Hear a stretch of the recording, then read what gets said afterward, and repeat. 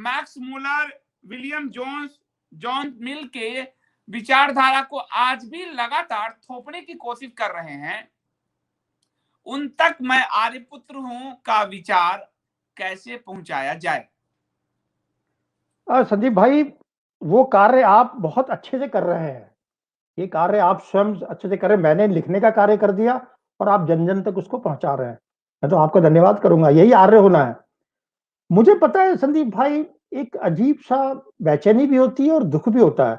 और मैं इस बात पर नहीं समझ पा रहा हूं, आपके प्रश्न से पीछे के एक प्रश्न को पकड़ने का प्रयास करता हूं कि मैक्स मुलर हो या जेम्स मिल हो या विलियम जॉन्स हो या मैकॉले हो, उनका कारण समझ में आता है संदीप भाई।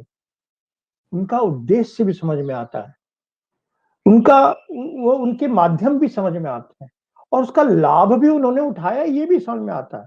लेकिन हमारे कुछ लोग जो उनकी व्यवस्था को, उनके विचारों को, उनकी सोच को आगे बढ़ा रहे हैं, उनकी सोच मुझे समझ नहीं आती। क्या चंद मतलब मैं कह नहीं सकता कि उनके क्या लाभ प्राप्त हो रहा है। क्या ये मैं नहीं समझता कि सिर्फ बौद्धिक, ये तो बौद्धिक विलास भी नहीं है एक तरह से। ये तो एक तरह से मैं समझ नहीं, मैं अयोग्य हूं। मैं इस बात को समझ पाने के लिए अयोग्य हूं कि मैं उनको क्या कहूं कि उनको क्या लाभ मिल रहा है, इस झूठ को कैरी करने का क्या लाभ मिल रहा है। मतलब आप झूठ को लिख रहे हो, इतना लिख रहे हो, इतना लिख रहे हो, आप राम को काल्पनिक बना रहे हो कि बच्चा बच्चा के मन में राम बसे हुए हैं और आप उसके सामने झूठ बोल रहे हो। आपको क्या कहा जाए? आपके लिए तो अनार्य शब्द भी उपयुक्त नहीं है संदीप भाई। आपको तो अनार्य भी नहीं कहना चाहिए। आप तो अनार्य के योग्य नहीं है, असुर भी नहीं है, आप तो पता नहीं क्या है आप। कोई भी संदीप भाई, प्रकृति के अंदर कोई भी व्यवस्था में जो भी जीव जिस पर निर्भर करता है ना, उसको जरूर साफ सुथरा, उस पर पूरी की पूरी निर्भरता होने के कारण उसको मैं उन शब्दों का इस्तेमाल नहीं करना चाहता। लेकिन ये अजीब लोग कि जिस डाल पे बैठते हैं उसी को काटने का प्रयास करते हैं। मैं इन बौद्धिक लोगों को आज तक समझ नहीं पाया इनके, क्योंकि मैंने तो बहुत कम समय में जब घुसा हूं इसको अध्ययन करने में, तो मुझे ये समझ में आ गया कि ये ऐसा हास्यास्पद झूठ था कि मतलब सर पकड़ के हंसने का भी मन नहीं करता, रोने का भी मन नहीं करता। ऐसे ऐसे झूठ बोले गए हैं कि मैं अगर यहाँ चर्चा करूं ना तो दो लाइन ही, जैसे एक बड़ा मजेदार है, एक मजेदार उदाहरण अचानक मुझे याद आता है। एक जगह इनको हड़प्पा की खुदाई में कहीं पर गड़ा हुआ सोना मिल गया। ठीक है संदीप भाई, तो क्या क्या प्रचारित कर दिया, अरे भाई देखो वहां से आक्रमण हुआ था तो यहाँ के लोग छोड़ के भाग गए। अब उन व्यक्तियों को, उस विचार रखने वाले आदमी को कोई ये कैसे बताए कि दोनों उदाहरण में दूंगा, वेद का भी और परंपरा का भी। हमारे यहाँ तो दीवारों में, गेहूं के बोरे में, जमीन में धन गाड़ने की व्यवस्था युगों से चली आ रही है। और ऋग्वेद में एक जगह बड़ा सुंदर वर्णन है, एक रेब ऋषि को अश्विनी कुमार कुएं से निकालते हैं, तो वहां ऋषि कहते हैं कि आपको अश्विनी कुमार ने उसी तरीके से निकाला है जिस तरीके से जमीन से हम गड़ा हुआ सोना निकालते हैं। बड़ा स्पष्ट वर्णन भी है इसका। लेकिन उनको जैसी हड़प्पा में सोना मिला कहीं गड़ा हुआ, उन्होंने तुरंत जो है ये थ्योरी निकाल दी कि देखो आप झूठ का भी एक मतलब लेवल तो देखिए, हास्यास्पद है। एक मनोज सिंह जी, एक बड़ी अच्छी बात जो ऋग्वेद को, और मैं इसीलिए लोगों से कहूंगा कि आप, वेद भी मेरे पास है, मैं कहूंगा वेद मुझे लाके मेरी टीम देती है, आप उतने मोटे ग्रंथ नहीं पढ़ पाएंगे क्योंकि समाज बहुत आगे बढ़ गया है। इसलिए ये पुस्तक 300 पन्नों में सारगर्भित रूप में वैदिक सभ्यता का पूरा इतिहास प्रमाणों के साथ, श्लोकों के साथ, सूक्तों के साथ आपको उपलब्ध कराती है। अब एक सिर्फ ऋग्वेद देख लिए, इतनी मोटी, ठीक है, अब और वेद दिखाता हूं मैं कितने हैं। ये पूरा ऋग्वेद इतनी मोटी है, क्योंकि आज के लोगों को मैं की समस्या है, मैं समझ रहा हूं। ये पूरा अथर्ववेद, सामवेद, यजुर्वेद इतनी मोटी है, परंतु उनको सारगर्भित रूप से किसी लेखक ने आपके लिए प्रस्तुत किया है, तो आप लोगों को पढ़ना चाहिए। क्योंकि आप कहते हैं हम कहां से पढ़ें, हम कैसे पढ़ें, और आपको ये इसलिए उपलब्ध कराया गया कि आज भी कुछ लोग हैं जो राम सेतु को तोड़ना चाहते हैं, राम को काल्पनिक कहते हैं। और आज जब यूजीसी ने पुराण, स्मृति, वेद को पढ़ाने का प्रयास शुरू किया है, तो वहां सवाल उठा रहे हैं कि ये कल्पना पढ़ा रहे हैं। उनके हिसाब से मैक्स मूलर उनका पिता था और भारत का पिता कोई नहीं था। अब इसमें एक बड़ी अच्छी बात मनोज सिंह जी ने जो लिखी है, ऋग्वेद से लिखी है, और जो मैं हमेशा कहता रहा हूं आप लोगों को कि मनुस्मृति ने या वेद ने जाति कभी भी स्थिर नहीं किया, वर्ण कभी स्थिर नहीं किया। हमारे संविधान ने जरूर इसको स्थिर कर दिया। मनुस्मृति और वेद ने कभी नहीं ये कहा कि ब्राह्मण का बेटा ब्राह्मण ही होगा, परंतु हमारे संविधान ने ये कहा ब्राह्मण का बेटा ब्राह्मण ही होगा, शूद्र का बेटा शूद्र ही होगा। और मनुस्मृति और वेद से इन्होंने कितना अच्छा लिखा है, मैं आपको बताता हूं। वैदिक काल में वर्ण परिवर्तन के अनेक उदाहरण है। ज्वाला ऋषि अज्ञात कुल से, ऋषि विश्वामित्र क्षत्रिय वर्ण से और मातंग ऋषि चंडाल कुल से ब्राह्मण हो गए थे।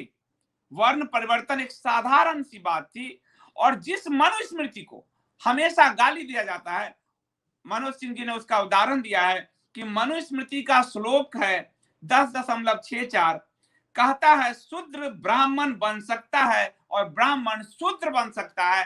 आज भारत का संविधान भी इसकी अनुमति नहीं दे रहा। मनोज सिंह जी, आज हमारा विकास हुआ, हमारी उन्नति हुई या हमारी अवनति हुई, मैं चाहता हूं कि एक चिंतक के नाते इसे आप रखें। विकट स्थिति है संदीप भाई, बहुत विकट स्थिति। अब जैसे आपके सामने मैं एक उदाहरण हूं, मैं जन्म से ब्राह्मण नहीं हूं, और अभी अगर ये मैं कह दूं कि ब्राह्मण बन गया तो भी थोड़ा गलत हो जाए, लेकिन मैं ब्रह्म कार्य में तो जुटा हुआ हूं ना।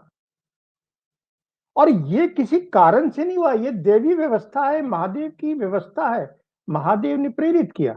अब देखिए कि मैं 8-10 साल से निरंतर अध्ययनशील हूं, मननशील हूं, चिंतनशील हूं, आनंद ले रहा हूं। अब मुझे बताइए कि अगर मेरे डीएनए में ये चीज नहीं होती या मेरे अंदर ये नहीं आता तो मैं कैसे इसका अध्ययन करता। तो ये अगर बुरी तरीके से इसको काट दिया जाए कि नहीं मैं तो इसकी अध्ययन करी, ये एक अलग बात है कि मैं आज आपको स्पष्ट कर दूं कि मैं शायद वेदों का 5% भी नहीं समझ पाया हूं। कुछ भी अंतिम नहीं कह सकता हूं मैं कि यहां पर कोई भी विद्वान नहीं कह सकता, और जो कहता है मैं उसके बारे में कोई शब्द नहीं कहना चाहता।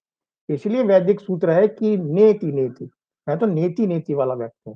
खैर वो एक दूसरी चला जाऊंगा मैं चिंतन पे, लेकिन आपने उदाहरण, तो मैं आपके सामने उत्तम उदाहरण हूं। आप इसका एक सबसे सर्वोत्तम उदाहरण पुनः रामायण को देखते हैं हम। देखिए जब विश्वामित्र जी का राजा से ऋषि बनने की जो जीवन यात्रा है, उसके पीछे के संदेश को समझिए आप। पहली बात तो ये कि आप क्षत्रिय से, राजा से ब्रह्म ऋषि, राजऋषि, महर्षि बन सकते थे, ये तो प्रमाणित हो गया। ठीक है ना संदीप भाई, ये तो प्रमाणित हो गया, इससे बड़ा प्रमाण और नहीं हो सकता। वाल्मीकि जी की स्वयं की कथाएं हैं बहुत सारी, वो अपने आप में एक प्रमाण हो जाता है। लेकिन मैं तो विश्वामित्र जी की बात पे आता हूं कि विश्वामित्र जी के राजा से ब्रह्म ऋषि बनने की जीवन यात्रा को, महर्षि बनने की जीवन यात्रा को समझिए आप। कि ब्राह्मण बनना है तो इसका मतलब आपको चिंतनशील होना है। वशिष्ठ जी के पास धन वैभव नहीं था, कामधेनु थी, इसलिए कामधेनु के कारण ही तो युद्ध हुआ ना दोनों के बीच में। संदेश दिया उन्होंने वहां पर कि वशिष्ठ जी के पास सत्ता नहीं थी, वशिष्ठ जी के पास धन वैभव नहीं था, वशिष्ठ जी के पास कुछ भी नहीं था, सिर्फ ज्ञान था, ब्रह्म ज्ञान था, और जीवन यापन के लिए कामधेनु थी। उस कामधेनु को भी लेने के लिए विश्वामित्र जी लग गए, ये संदेश है। उधर दूसरी तरफ विश्वामित्र जी का सब कुछ था, अक्षयोनी सेना थी, ना जाने हजारों हाथी घोड़े क्या क्या लेके आए थे वो उनके आश्रम में। जब पहली बार उनसे मुलाकात हुई है तो रामायण में उसका पूरा विस्तार से वर्णन है। लेकिन वो वहां पे संतुष्ट नहीं हुए, तो उनके मन में था कि मुझे नहीं, मुझे तो बस सुनना। इतना सुंदर वर्णन है, ये संदेश है समाज को हमारे कि कोई भी बन सकता है, लेकिन आपको अगर ब्राह्मण बनना है तो उसके लिए किस हद तक तप करना है। उसके बीच में कई अप्सराएं आई विश्वामित्र जी की, वो संदेश है। छोड़, क्रोध को पर विजय कैसे करना है, इंद्रियों पर कैसे कब्जा करना है, कंट्रोल करना है, नियंत्रित करना है, प्रवाहित करना है, रेगुलेट करना है। आप उसको जैसे भी शब्दों में समझिए। तो इसी उदाहरण को मैं पकड़ के चल रहा हूं कि आप मुझे बताइए श्री कृष्ण को क्या मानेंगे आप। महाभारत काल में आ जाते हैं। तो वैदिक व्यवस्था तो बहुत उत्तम थी। वो उत्तम तब नहीं बन सकती अगर आपने उसको जन्म आधारित कर दिया होता। जो अब जैसे मेरी इच्छा, मेरा मन करता है कि मैं अधिक से अधिक पढ़ूं। अगर आप मुझे रोक देंगे कि मैं नहीं पढ़ सकता, मुझे तो यही काम करना है मनोज सिंह, तुम्हारे जो छात्र धर्म है वही करना है, मुझे उसमें मन नहीं लगता अब। मुझे इस क्षेत्र में कार्य में आनंद आता है, तो मैं यहां अपना सर्वश्रेष्ठ दे रहा हूं। जो जिसका क्षेत्र होगा, जो उसकी इच्छा के अनुसार होगा, जो वहां वो एक्सेल कर सकता है, उस क्षेत्र में कार्य करने की फ्रीडम है। आज की डेट में मैं फ्री हूं ना, मुझे कोई रोक नहीं है। लेकिन अगर आप रोक लगा दी कि नहीं, मनोज सिंह वेद की अध्ययन कर ही नहीं सकता, मैं ये नहीं मानता कि मैं बहुत अच्छा दे रहा हूं, लेकिन मैं अपनी तरफ से तो एक्सेल इस क्षेत्र में कर रहा हूं ना। तो ये उदाहरण है। तो मैं इसको क्या कहूं कि ये, लेकिन एक चीज पक्का है कि ये धीरे धीरे हुआ है, और मुगलों के काल में ये जाति व्यवस्था वाली समस्या, संदीप भाई, ये आर्य और द्रविड़ वाली समस्या तो अंग्रेजों की देन है, ये तो मैं यकीनन कह सकता हूं। लेकिन जो जाति व्यवस्था वाली समस्या है, मुझे लगता है थोड़ा और पहले से आ चुका था। मुगलों के काल में तो ये अपने शिखर पे था, और उसके कई सारे उदाहरण है। कई विद्वानों ने इसके ऊपर पूरा चर्चा की कि ये जाति कैसे बनी, इस जाति को कैसे जबरदस्ती प्रदान किया गया, कैसे उसको। अदरवाइज एक चीज मैं आपको बताऊं, आप इसका मेरी पुस्तक में मैंने एक सरल रूप में प्रस्तुत किया है कि ऋषि एक जगह कहते हैं कि वह स्वर्णिम युग था जिस युग में मुझे शूद्र भी 4 स्वर्ण दिया करते थे संस्कार कार्यक्रम के लिए। इसका मतलब है शूद्र भी दान देते थे स्वर्ण का। तो जो रिच होगा वही तो देगा ना। तो शूद्र और वैश्य बहुत धनी होते थे। शूद्र means skilled labour, skilled industries, मतलब जैसा आप समझ लीजिए कि लोहे का व्यापारी जो है वो लोहे का व्यापार कर रहा है, लेकिन लोहे का जब निर्माण कर रहा है तो शूद्र का काम कर रहा है। वो कारीगर है, मतलब स्किल्ड लेबर जिसकी आज की डेट में चर्चा होती है, दैट इज अ थिंग। तो जो आदमी जिस क्षेत्र में कार्य कर रहा है उस क्षेत्र में एक्सेल करने दीजिए उसको।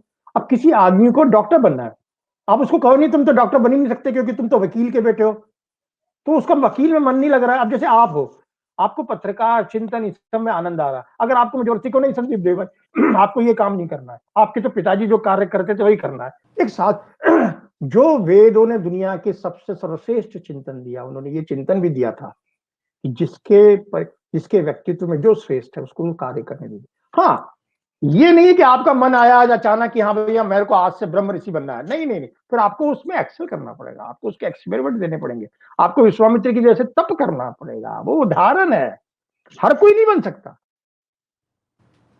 अरे आप तो दूसरा उदाहरण दीजिए ना। मैं तो रामायण की कथा का उदाहरण बार बार इसलिए ले रहा हूं कि वो बड़े, आप देखिए सगर जो राजा थे वो अपने बेटे को उन्होंने नहीं राजगद्दी दी। क्यों? क्योंकि वो बड़ा मतलब योग्य नहीं थे। उन्होंने देख लिया कि ये योग्य लड़का नहीं है समझ, तो उसको उन्होंने अपने पौत्र को बनाया। तो कहने का तात्पर्य कि इतने इतने अनेक उदाहरण हैं। आपने कुछ उदाहरणों का वर्णन किया, कुछ उदाहरणों का ही वर्णन किया सकता है, संभव नहीं है अदरवाइज।